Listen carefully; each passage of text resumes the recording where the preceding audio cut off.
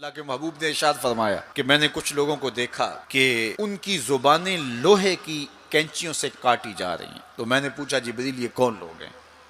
تو کہا حضور یہ آپ کی امت کے فتنہ پرور خطیب ہیں، جو کہا کرتے تھے ان کا اپنا وہ عمل نہیں ہوا کرتا تھا۔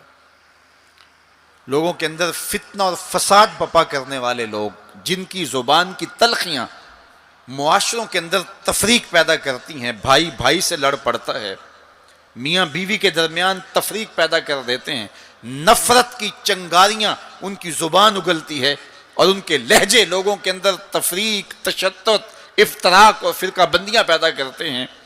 تو ایسے لوگ قیامت کے دن ان کی زبانیں لوہے کی کینچیوں سے کاٹ دی جائیں گی، جس کی صورت اللہ کے محبوب پہلے ہی ملاحظہ فرما چکے۔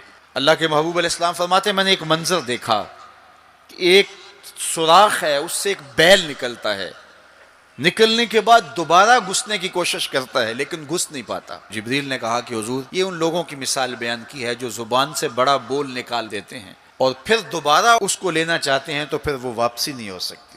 بعض اوقات آپ کوئی ایسی بات کر دیتے ہیں جس سے فتنہ پھیلنا شروع ہو جاتا ہے، جس سے شر پھیلنا شروع ہو جاتی ہے، جس سے لوگ آپس میں الجھ پڑتے ہیں، تو آپ آرام سے زبان سے کوئی جملہ نکال دیتے ہیں لیکن بعد میں اس کو واپس لینا چاہیں لیکن وہ شر پھیل چکی ہوتی ہے۔ تو اسی لیے ہمارے بزرگوں نے ہمیں یہ کہا ہے کہ بولنے سے پہلے 100 مرتبہ بات کو تول لو، غور کر لو، فکر کر لو۔ کمان سے تیر نہ نکلا ہو، آپ کے پاس اختیار ہوتا ہے کہ جب چاہو اس کو پھینک لو، لیکن جب آپ کمان سے تیر چھوڑ چکے ہوں تو پھر آپ کا اختیار ختم ہو جاتا ہے۔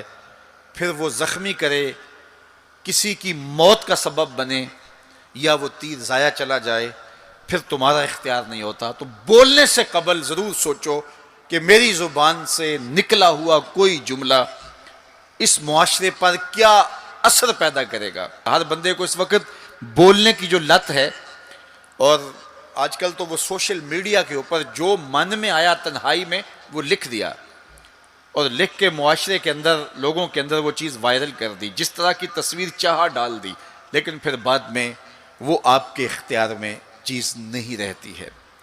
بلکہ اب تو اتنے بخسیس اور اتنے نیچ فطرت کے لوگ بھی سوشل میڈیا پہ بیٹھے ہوئے ہیں۔ کسی زمانے کے اندر جو گندے مزاج کے لوگ ہوتے تھے وہ واش روم کے اندر بیٹھ کر کے چھپ کے اپنے خب سے باطن کا اظہار کرتے تھے، اور واش روم کی دیواروں کے اوپر جو ان کے من میں غلاظت ہوتی وہ لکھ دیا کرتے تھے۔ پبلک واش رومز کے اندر ایسے مناظر آپ نے بھی دیکھے ہوں گے کہ انسانیت کا سر شرم سے جھک جاتا ہے۔ ایسے چھوٹی سوچ کے لوگ وہاں بیٹھ کر کے جو ہے وہ لکھ دیا کرتے تھے۔ اب وہی لوگ، ان کو ایک سوشل میڈیا کا پلیٹ فارم مل گیا ہے، اور وہ یہاں اپنے بند کمرے میں جو چاہیں لکھ کے اس کے اوپر ڈال دیں، اور اس کی شر اور اس کا فساد اور اس کی غلاظت، اس کی گندگی کے چھینٹے کہاں کہاں تک پہنچتے ہیں، ان کو اس سے غرض نہیں ہوتی۔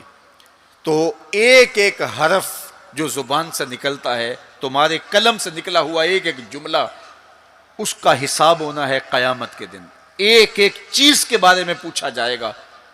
اور آج اگر تم سوشل میڈیا پہ کوئی بات چھوڑتے ہو، یا کسی مجمع عام کے اندر کوئی بات کرتے ہو، یا تنہائی کے اندر کوئی بات کرتے ہو اور پھر اس کی شر پھیلتی ہے، تو وہ شر تو پھر سفر کرتی رہے گی۔